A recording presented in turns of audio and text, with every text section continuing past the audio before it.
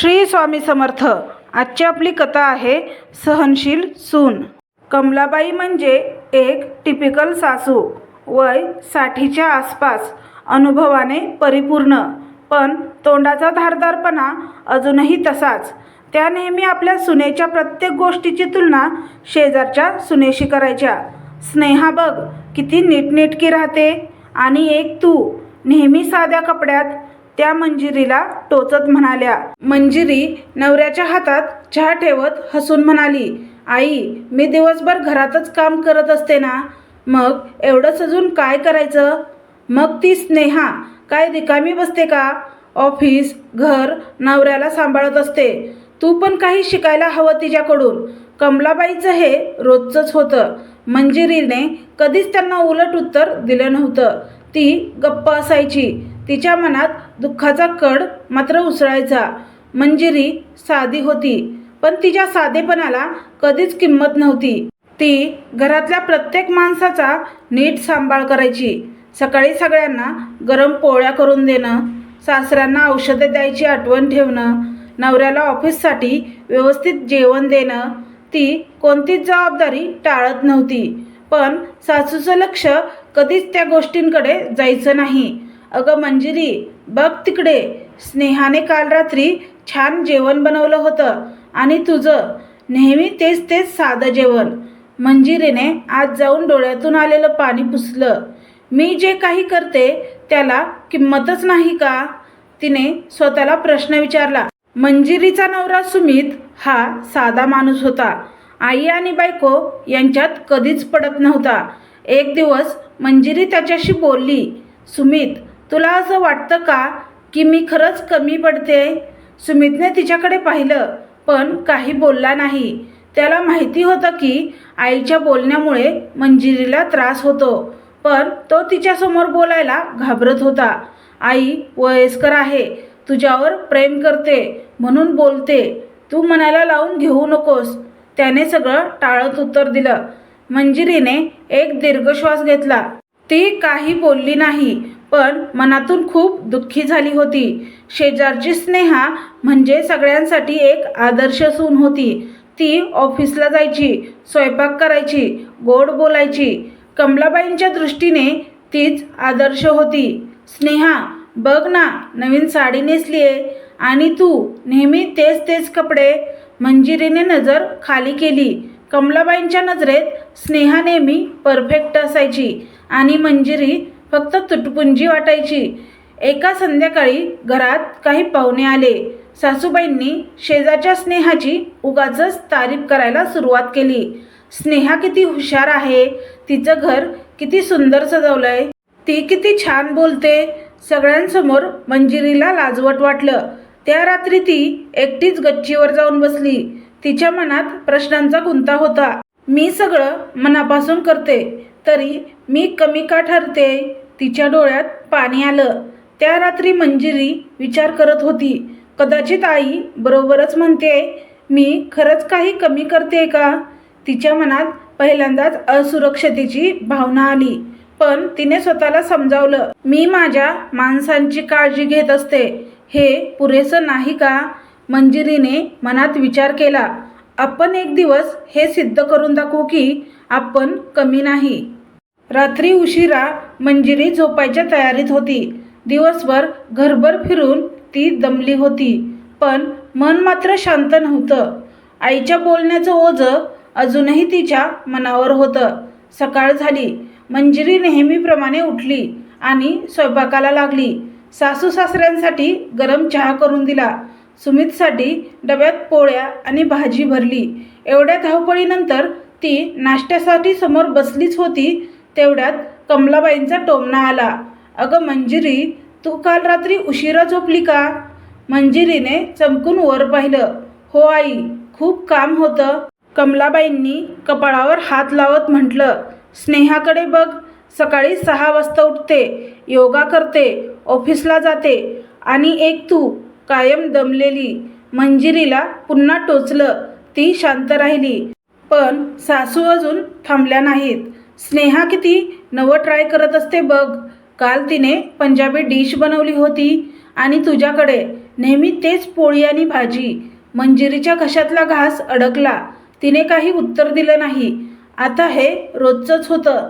त्या दिवशी दुपारी मंजिरीने ठरवलं आज काहीतरी वेगळं बनवायचं. तिने यूट्यूबवर पंजाबी पदार्थांची रेसिपी शोधली आणि छान मटार पनीर बनविलं. जेवणाच्या वेळी कमलाबाई जेवत असताना तिने हळूच विचारलं, आई आज कसं झालं जेवण? कमलाबाई काही वेळ शांत राहिल्या आणि म्हणाल्या, ठीक आहे, पण त्या स्नेहाच्या हाताला जी चव आहे ना तशी तुला नाही जमणार. मंजिरीच्या मनावर आणखी एक आघात झाला. रात्री मंजिरीने सुमितशी बोलायचं ठरवलं. तो ऑफिसमधून आल्यावर ती त्याच्या जवळ बसली. सुमित, आईला माझ्या कामाची किंमत का वाटत नाही? सुमितने एक दीर्घ श्वास घेतला. मंजिरी, आई तशीच आहे. तुला माहिती आहे ना, ती तोंडाचा धारदार स्वभावाची आहे. तू मनाला लावून घेऊ नकोस. मंजिरीला हे उत्तर अपेक्षित होतं, पण तिला वाटलं नवऱ्याने एकदा तरी तिच्या बाजूने बोलावं. सुमित, कधी कधी वाटतं की मी खरंच काही चांगलं करत नाही. सुमितने तिचा हात धरला. तसं नाही ग, तू सगळं छान करतेस, पण आई बदलणार नाही. मंजिरीने डोळे मिटले. म्हणजे तिला शांतपणे सगळं सहन करावं लागणार होतं. एके दिवशी सासूसून एका हळदी समारंभाला गेल्या.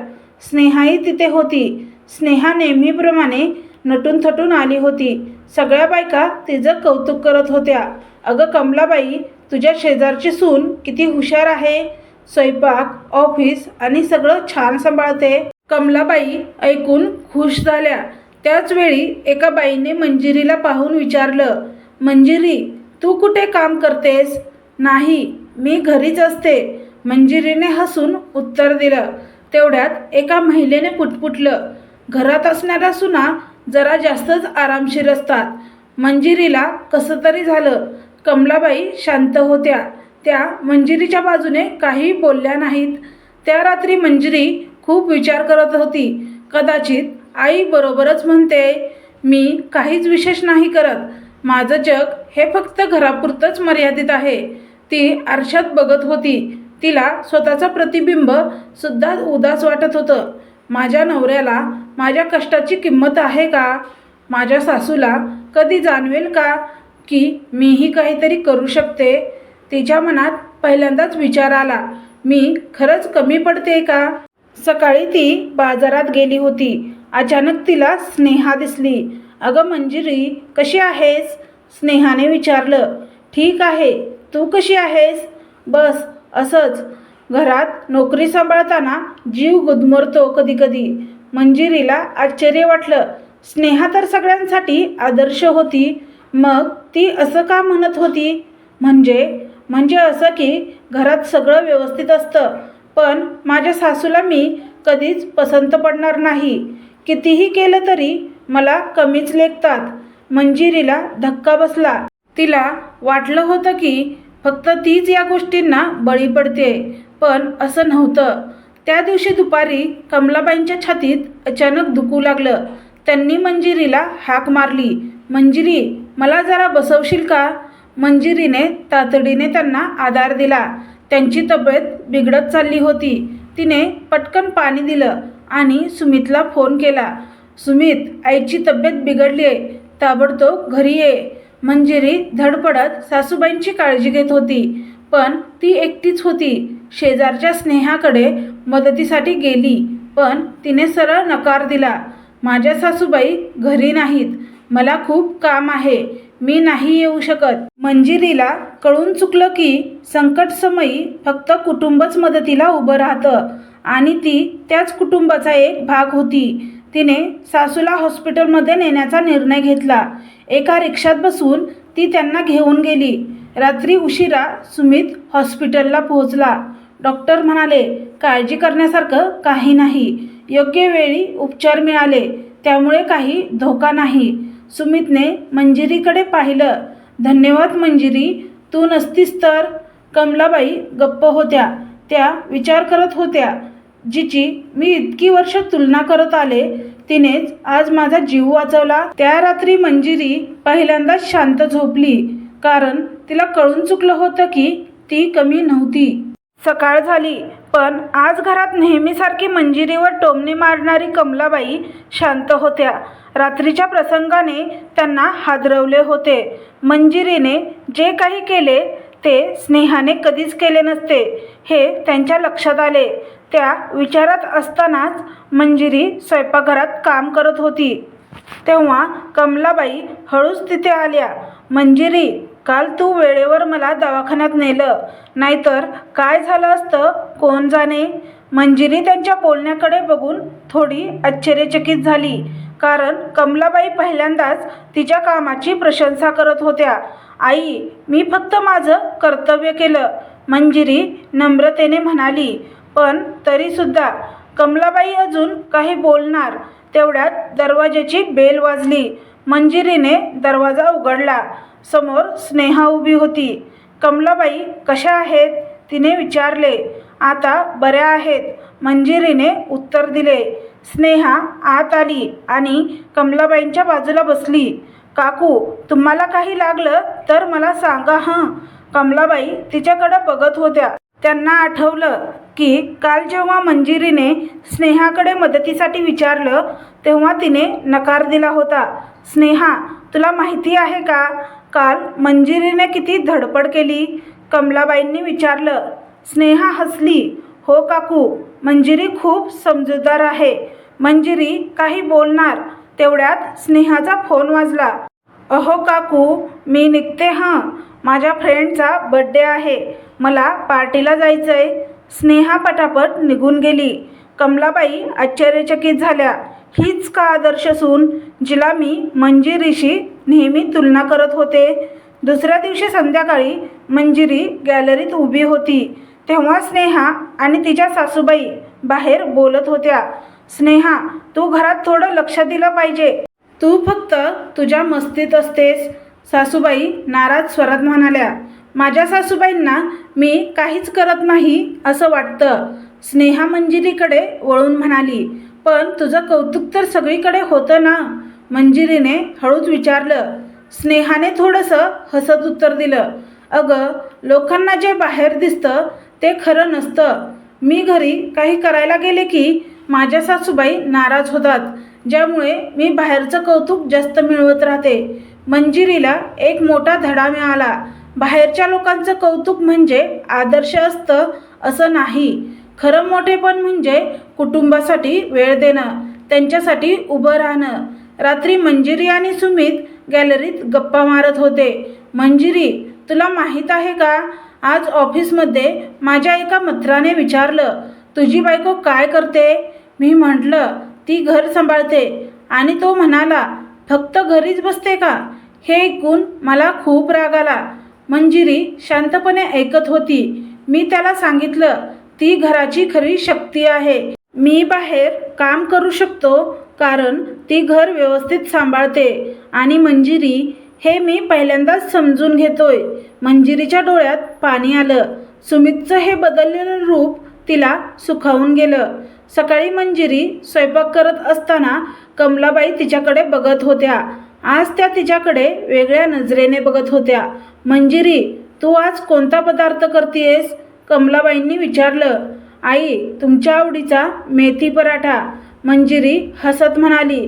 कमलाबाईंनी पहिल्यांदा तिच्या हातच्या स्वयंपाकाचं कौतुक केलं. तू खूप छान करतेस ग स्वयंपाक. मंजिरीला हे ऐकून धक्का बसला. आज पहिल्यांदा सासूबाईंनी तिच्या कामाची कबुली दिली होती. त्याचवेळी कमलाबाईंच्या लहान बहिणीचा फोन आला.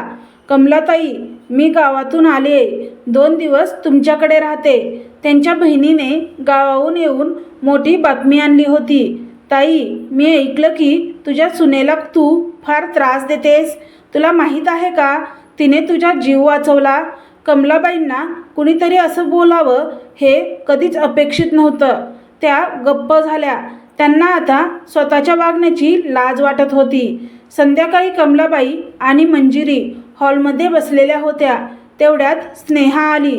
काकू, मी एक नवीन ड्रेस घेतला बघा. कमलाबाईंनी हसून बघितलं. स्नेहा, तुझ्या सासूबाईंना आवडेल का तो ड्रेस? स्नेहाने चेहरा वाकडा केला. त्यांना मी काय करते त्याचं काही घेणं देणं नाही. कमलाबाईंना आता समजलं होतं. याआधी त्या मंजिरीची तुलना सतत स्नेहाशी करत होत्या, पण आज त्यांना मंजिरीचं खरं मूल्य उमगलं होतं. रात्री कमलाबाईंनी मंजिरीला जवळ बोलावलं. मंजिरी, तुला मी कधीच तुझ्या मेहनतीसाठी ओळखलं नाही, पण आता मला समजतंय की तूच माझ्या घराचा खरा आधार आहेस. मी उगाच तुला कमी लेखत होते. मंजिरीच्या डोळ्यात पाणी आलं. इतक्या वर्षानंतर तिला तिच्या सासूने दिलेल्या जखमांवर एक हळूवार फुंकर मिळाली होती. त्या दिवशी मंजिरी पहिल्यांदाच स्वतःला कमी समजणं सोडून दिलं. त्या दिवशी घरात वेगळाच माहोल होता. सकाळी उठल्यावर मंजिरीला कमलाबाईंची बोलण्याची शैली वेगळी वाटली. मंजिरी, तू आज चहा घेतलास का? कमलाबाईंनी विचारलं. मंजिरी थोडीशी थबकली. हो आई, घेतलाय. बरं बरं, आज नाश्त्यासाठी काय करूया? कमलाबाईंनी पहिल्यांदाच मंजिरीला आपण या शब्दात बोलत होत्या. हे ऐकून सुमितही अचंबित झाला. आई, आज तू भलत्याच आनंदात दिसतेस. कमलाबाई हसल्या आणि म्हणाल्या, सुमित, मी इतकी वर्ष एक मोठी चूक करत होते, पण आता मला माझ्या चुकांची जाणीव झाली आहे. मंजिरी आश्चर्यचकित झाली. कमलाबाईंच्या मनात काहीतरी बदल झालाय हे स्पष्ट होतं. दुपारी कमलाबाई गॅलरीत बसल्या असताना त्यांच्या मैत्रिणी भेटायला आल्या. कमला, तुझी सून म्हणजे खूप हुशार हं, नेहमी व्यवस्थित घर सांभाळते, एकीने कौतुकाने म्हटलं. यावर दुसरी हसत म्हणाली, अगं पण तुझ्या शेजारच्या सुनबाईला बघ, ती किती मॉडर्न आहे, किती छान राहते. हे ऐकून कमलाबाई हसल्या. हो, पण घर सांभाळणं आणि साजरं दिसणं यात फरक आहे. अगं पण तुझ्या सुनेला बाहेरगावी जायला मिळत नाही, पार्टीला जाता येत नाही, तिला कंटाळा येत नसेल का? कमलाबाईंनी मंजिरीकडे बघितलं. माझ्या सुनेने कधीही तक्रार केली नाही. घर, नवरा, सासू, सासरा सगळ्यांना सांभाळताना तिला स्वतःसाठी वेळ कधी मिळाला का हे मलाच विचारायचं राहून गेलं. मंजिरीला यावर काही बोलता आलं नाही. दुसऱ्या दिवशी मंजिरीचा वाढदिवस होता. सुमितने तिला रात्रीच शुभेच्छा दिल्या होत्या, पण कमलाबाई काहीच बोलल्या नव्हत्या. त्यामुळे मंजिरीला थोडंसं वाटलं होतं. सकाळी स्नेहा घरात आली. अगं मंजिरी, आज तुझा वाढदिवस आहे ना, काही प्लॅन आहे का? नाही ग, घरीच असू, मंजिरी म्हणाली. स्नेहाने हसत टोमणा मारला. अगं असा वाढदिवस, आम्ही बघ ना मोठ्या हॉटेलमध्ये पार्टी ठेवली होती. कमलाबाई मनातच हसल्या.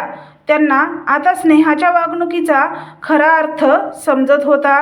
संध्याकाळी मंजिरी स्वयंपाकघरात जेवण बनवत होती, तेव्हा तिला हॉलमधून आवाज आला. मंजिरी, बाहेर ये ग. ती बाहेर आली आणि थक्क झाली. संपूर्ण हॉल रंगीबेरंगी फुगे आणि सजावटीने सजलेला होता. टेबलावर एक सुंदरसा केक ठेवला होता आणि सुमित, कमलाबाई, सासरे, शेजारच्या काही मावश्या आणि त्यांच्या मुलांनी हॅपी बर्थडे म्हणायला सुरुवात केली. मंजिरीच्या डोळ्यात आनंदाश्रू आले. आई, हे तुम्ही केलं? कमलाबाई प्रेमाने म्हणाल्या. हो ग, आजवर मी तुला कधीच काही दिलं नाही, पण आजपासून तुझं कौतुक करण्याची वेळ आली आहे. मंजिरीने केक कापला आणि तिच्या मनात पहिल्यांदा सासूसुनेच्या नात्याचा एक वेगळा भाव उमटला, अपेक्षापेक्षा जास्त मिळाल्याचा. स्नेहा बाहेरून हे बघत होती. तिला थोडंसं खटकलं. तिला वाटलं होतं की मंजिरीचा वाढदिवस नेहमीप्रमाणे शांतच जाईल, पण इथे उलट झालं होतं. काकू, तुम्ही मंजिरीसाठी एवढं केलं? तिने थोड्या नाराज सुरात विचारलं. हो ग, तिने आमच्यासाठी इतकं केलंय, आम्ही इतकं नाही करू का? स्नेहाने खोटं हसत म्हटलं. हो, चांगलंच आहे, पण तिच्या चेहऱ्यावर स्पष्ट नाराजी दिसत होती. रात्री सुमित आणि मंजिरी गप्पा मारत बसले होते. मंजिरी, तुला आईच्या वागण्यात काहीतरी बदल जाणवतोय का? सुमितने विचारलं. हो, आणि तो बदल चांगला आहे. पहिल्यांदा मला असं वाटलं की आई फक्त तात्पुरतं बदलल्या आहेत, पण आता मला जाणवत आहे की त्या खरंच मला आपलं मानू लागल्या आहेत. सुमित हसला. तेच खरं असतं.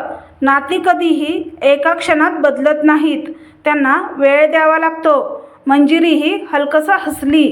ती पहिल्यांदाच स्वतःला कुंकुवत न समजता सन्मानाने बघत होती. दुसऱ्या दिवशी कमलाबाईंच्या बहिणीने फोन केला. कमलाताई, कसं चाललंय? मंजिरीला आता कसं वाटतंय तुझ्या बदललेल्या वागण्यामुळे? खरं सांगू का, मला स्वतःलाच बरं वाटतंय. आता मी मंजिरीला फक्त सून म्हणून नाही तर मुलगी म्हणून बघते. हेच खरं आई पण, तिच्या बहिणीने सांगितलं. संध्याकाळी मंजिरी बाहेर फेरफटका मारत असताना तिला स्नेहाच्या सासूबाई दिसल्या. त्या खूप नाराज दिसत होत्या. मंजिरी, जरा ये इकडे, त्या म्हणाल्या. हो काकू, काय झालं? अगं, काल स्नेहाला समजावलं की थोडंसं घराकडे लक्ष दे, पण तिला काहीच फरक पडत नाही आणि बाहेर लोक म्हणतात की तिला घरचं काही जमत नाही. मी एवढ्या सासवांसमोर काय बोलू? मंजिरी गप्प झाली. तिला समजलं की बाहेर कितीही आदर्श दाखवायचा प्रयत्न केला तरी घरातील खरं रूप हेच महत्त्वाचं असतं. त्या रात्री कमलाबाई पुन्हा मंजिरीसोबत गप्पा मारत बसल्या. मंजिरी, मला कधीच कळालं नाही की खरं मोठेपण काय असतं. मी नेहमी तुला दुसऱ्यांशी तुलना करत राहिले, पण प्रत्यक्षात तूच माझं घर सांभाळत होतीस. मंजिरीला काय बोलावं कळेना. इतक्या वर्षांनी तिला कमलाबाईकडून असलेलं कौतुक मिळालं होतं. आई, हे शब्द माझ्यासाठी खूप आहेत, ती हसत म्हणाली. त्या दिवसानंतर कमलाबाईंनी कोणाशीही मंजिरीची तुलना करायचं सोडलं, कारण त्यांना समजलं होतं की बाहेरच्या जगाचं कौतुक मिळवण्यापेक्षा घराची जबाबदारी उचलणं हेच खरं मोठेपण असतं. मंजिरी आणि कमलाबाई यांच्यातील बदललेल्या नात्यामुळे घरातील वातावरण अधिक सकारात्मक झाले होते. पूर्वी जिथे कमलाबाई तिला प्रत्येक गोष्टीत टोमणे मारायच्या, तिथे आता त्या प्रेमाने विचारपूस करत होत्या. मंजिरी, तुला काही मदत हवी असेल तर सांग हं, त्या सकाळी स्वयंपाकघरात आल्या तेव्हा म्हणाल्या. मंजिरी हसली. आई, मला फक्त तुमचं प्रेम पुरेसं आहे. सुमितने हे ऐकलं आणि तो आनंदाने म्हणाला. आई, हा बदल खूप सुंदर आहे. आता आपलं घर खरंच घरासारखं वाटतंय. सासरे म्हणाले. तुम्हा सासू सुनांची जोडी कमाल वाटत आहे. कमलाबाईंना हे ऐकून भरून आलं. एके दिवशी संध्याकाळी शेजारून मोठमोठे आवाज येऊ लागले. स्नेहा आणि तिच्या सासूबाई यांच्यात वाद सुरू होता. स्नेहा, घर सांभाळायचं असतं, फक्त दिखावा करून काही होत नाही. तिच्या सासूबाई संतापल्या होत्या. स्नेहा नाराज झाली. आई, मी काही चुकीचं केलं नाही. मला स्वतंत्र आयुष्य हवंय. स्वतंत्र मिळवायचं असेल तर जबाबदारीही घ्यावी लागते, तिच्या सासूबाईंनी ठणकावलं. मंजिरीने हे ऐकून विचार केला. काही महिन्यापूर्वी कमलाबाईही तिला अशीच वागणूक द्यायच्या, पण आता परिस्थिती बदलली होती. रात्री मंजिरी आणि कमलाबाई गप्पा मारत बसल्या होत्या. आई, तुम्ही स्नेहाच्या सासूबाईंना काही बोलत का नाही? मंजिरीने विचारलं. कमलाबाईने डोकं हलवलं. मंजिरी, मी आधी स्वतः तुझ्यावर अन्याय केला. आता मला कळतंय की घर सांभाळणं हे कौशल्य आहे. फक्त स्टेटस आणि बाहेरचं आकर्षण याने नातं टिकत नाही. ते टिकतं जबाबदारी आणि समजुतीने. मंजिरीने हे ऐकून समाधानाने हसून मान डोलावली. दुसऱ्या दिवशी स्नेहा कमलाबाईकडे आली. काकू, मंजिरी एवढं सगळं कसं मॅनेज करते? मीही प्रयत्न केला, पण मला काही जमत नाही. कमलाबाई स्मित हास्य करत म्हणाल्या. मंजिरी स्वतःच्या जबाबदाऱ्या पाळते, तुझ्यासारखी तुलना करत नाही, म्हणून तिला घरात प्रेम मिळतं. स्नेहा विचारात पडली. तिला समजलं होतं की फक्त वरवरची प्रतिष्ठा आणि बाहेरचा डोलारा हे नात्याच्या टिकावासाठी पुरेसे नसतात. एका संध्याकाळी कमलाबाईच्या जुन्या मैत्रिणी भेटायला आल्या. कमला, तुझी सून खूपच समजूतदार आहे गं. आम्हाला वाटायचं की तुझी सून तुझ्या अपेक्षांवर कमी पडते, पण आता दिसतंय की तुझ्या घराची खरी ताकद मंजिरी आहे.